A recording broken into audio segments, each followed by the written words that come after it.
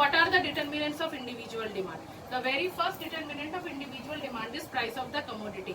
किसी भी particular commodity के डिटर्मिनेंट, उसके फैक्टर के हिसाब से अगर हम देखें तो सबसे पहला उसका फैक्टर होता है प्राइस, उसका दाम, उस पर्टिकुलर कमोडिटी का मूल्य। उससे उसका क्या रिलेशन है? प्राइस के साथ हमेशा डिमांड का इनवर्स रिलेशनशिप होता है। There is an inverse relationship between price and demand. What is that? अगर Px, if the price of X commodity increases, the demand for X commodity will fall. Similarly, if the price of X commodity will fall, the demand of X commodity will rise. This is a vice versa relationship. उन लोग दोनों demand और price में opposite relationship का ratio चलता रहता है। अब दूसरा जो हमारा पॉइंट है वो है price of related commodity. Price of related commodity का मतलब होता है कि एक इकोनॉमी में there is more than one product.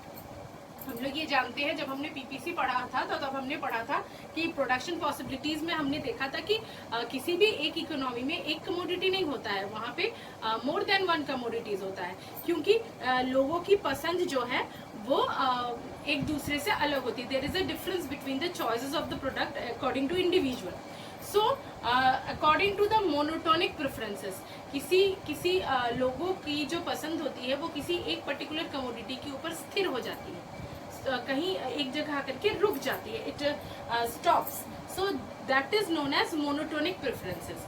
Like what is the matter here? So according to that we are having two commodities in any economy. So likewise we are having X commodity and Y commodity. So now what is the role of Y commodity in this particular case? The price of related commodities can be referred as two, like two options, like substitute and complementary. इसको हम दो commodity से दो point से या दो type से refer कर सकते हैं। एक होता है आपका सब्स्टिट्यूट, एक होता है आपका कम्प्लीमेंट्री। तो अब हमें जो समझना है वो ये है कि अगर y जो है वो x का सब्स्टिट्यूट है, तो y कैसे बिहेव करेगा जब x का प्राइस इंक्रीज करेगा। तो जैसे ही x का प्राइस इंक्रीज करेगा उसके रेशियो में y का प्राइस कम है। अगर y का प्राइस कम है तो जैसे मैंने आपको अभी शुरू में बताया कि डिमांड और प्राइस का उल्टा रिलेशनशिप चलता है। तो जैसे y का प्राइस कम हो गया, automatically demand for y will rise. This is a common phenomena, ये हम देख ही सकते हैं। ये तो एक नॉर्मल सी सोच भी है कि जिस वस्तु की दाम कम होती है हम उसी के प्रति ज्यादा आकर्षित होते हैं। We get attracted towards that commodity only. So the role of substitute is that if the price of X will be more, the people will consume more of Y. The demand of Y will be more. Like I am giving one more example, tea and coffee. अगर market में चाय पत्ती का दाम ज्यादा है, T का price ज्यादा है, तो हम लोग कॉफी की तरफ अट्रैक्ट हो जाते हैं। तो this is the logic behind the substitute goods. अब कम्प्लीमेंट्री गुड्स का लॉजिक क्या है? कम्प्लीमेंट्री मतलब होता है कि आप एक कमोडिटी को without the help of another commodity use नहीं कर सकते। लाइक आप अगर पेन यूज करना चाहते हैं, I am taking the example of this chalk and the green board. अगर आपको ग्रीन बोर्ड यूज करना है तो आपको chalk is the must item, chalk आपको चाहिए ही। अगर आपके पास चौक नहीं होगी तो आप इस ग्रीन बोर्ड को किसी भी हाल में यूज नहीं कर सकते हो, क्योंकि पेंसिल से तो इसके ऊपर लिखा नहीं जा सकता है, ना ही मार्कर से इसके ऊपर लिखा जा सकता है। तो लॉजिक ये है कि अगर इसका दाम बढ़ता है, if this green board, price of the green board increases, automatically the demand of this will means also fall. Likewise अगर इस दोनों को हम कम्प्लीमेंट्री के हिसाब से अगर ट्रीट करें तो इसका अगर प्राइस इंक्रीज करेगा, इसका प्राइस फिक्स्ड है, y के प्राइस में कोई चेंज नहीं है, इट इज फिक्स्ड। लेकिन अगर इसका प्राइस इंक्रीज किया तो साथ ही साथ y का डिमांड भी x के डिमांड के साथ फॉल करना शुरू हो जाएगा। क्यों? क्योंकि this one is associated with this one. अगर हम सिर्फ ये खरीदे और ये ना खरीदे तो ना तो इसका कोई इस्तेमाल है, ना ही इसका कोई इस्तेमाल है। तो this is known as complementary. That means one commodity is complementing the another commodity.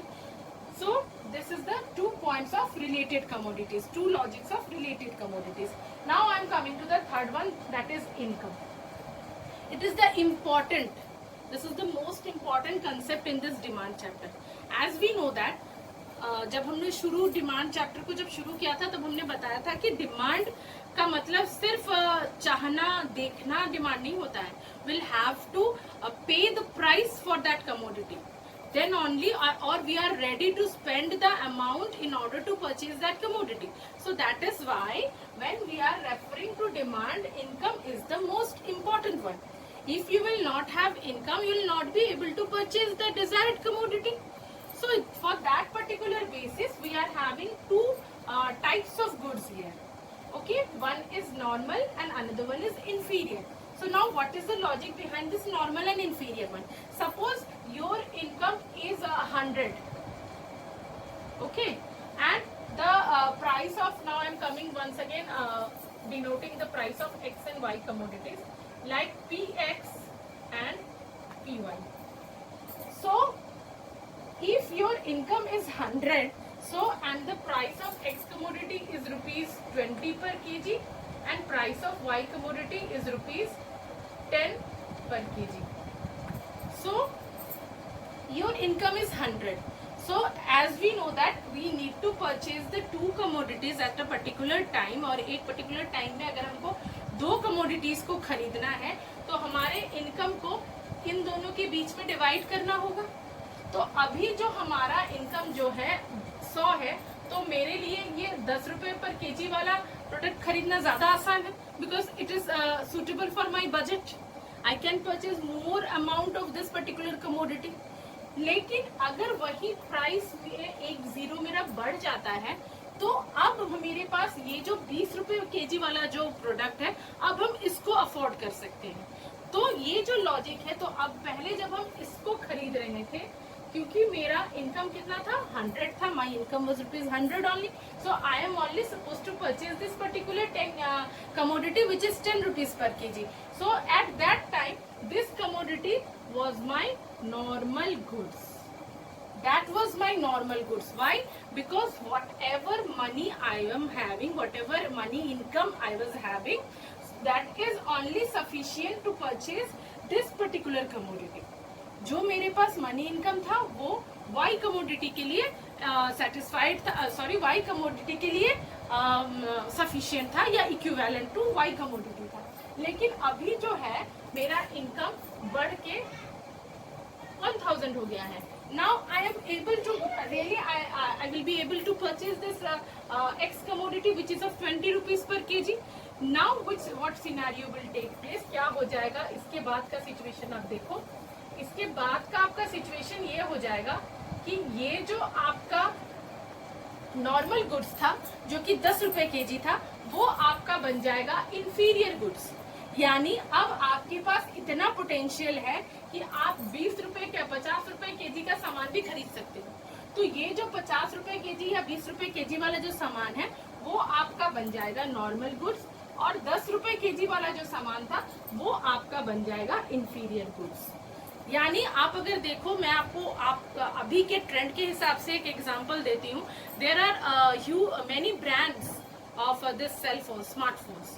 तो पहले क्या होता था कि अगर मेरे पास पापा ने अभी मेरे को सिर्फ 5000 रुपीज दिया हुआ है तो मैं 5000 के रिलेटेड किसी स्मार्टफोन को खरीद सकती हूँ, या उसी के आसपास का कोई है उसको खरीद सकते हैं. लेकिन पापा ने मेरा जो बजट था वो 5000 से 10000 कर दिया. तो now I am having variety of smartphones, so I can go any for I can opt any one out of the range. किसी को भी मैं चूज कर सकती हूँ वाइड रेंज के अंदर से. तो ये जो मेरा लॉजिक है, तब आपके लिए जब आपके पास आपका बजट 5000 था तो 5000 या below 5000 was your normal goods.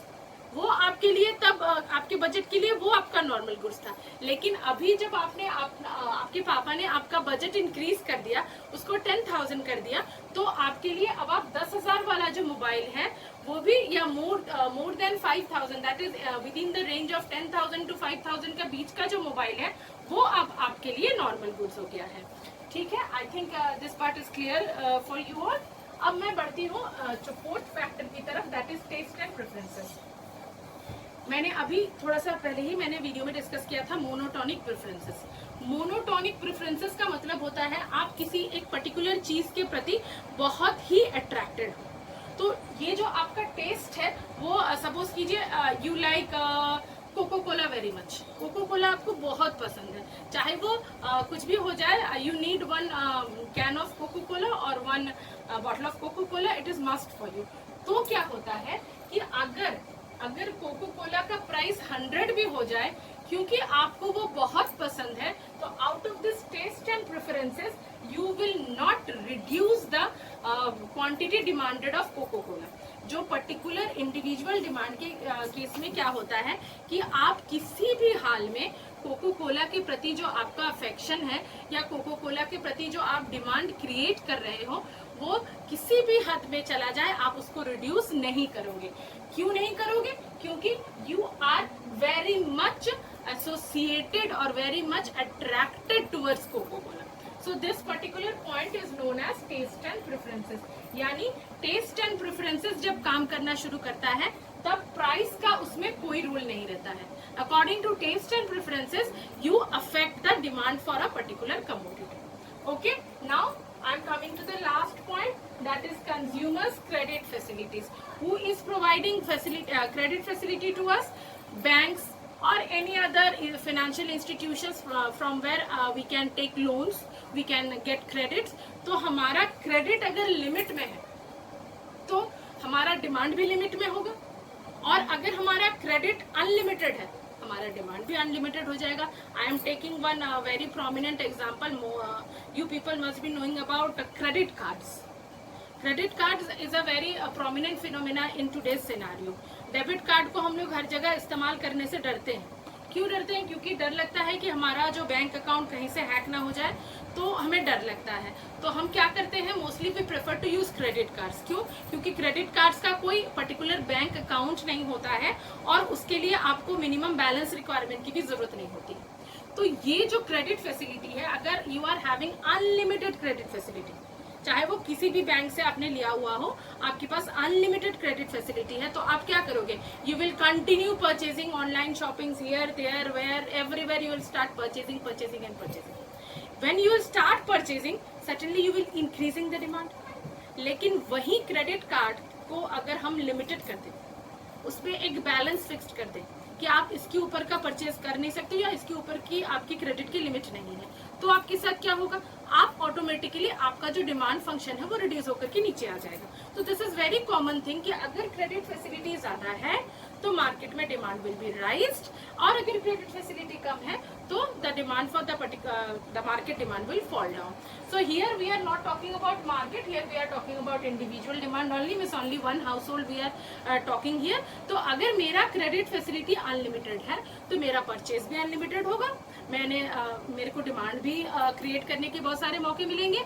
लेकिन अगर मेरा क्रेडिट फैसिलिटी अनलिमिटेड नहीं है, if it is limited in nature, तो मेरा डिमांड क्रिएशन भी लिमिटेड इन नेचर होगा।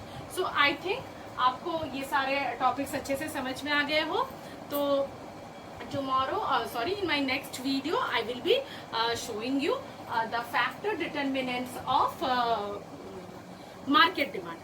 So hope you are liking my videos. So do share, subscribe my channel, and press the bell icon so you can get the notifications of my videos. You will be updated with my videos. So all the stay safe in your home. This is a very critical period we are going through, so please be safe, stay safe. Thank you.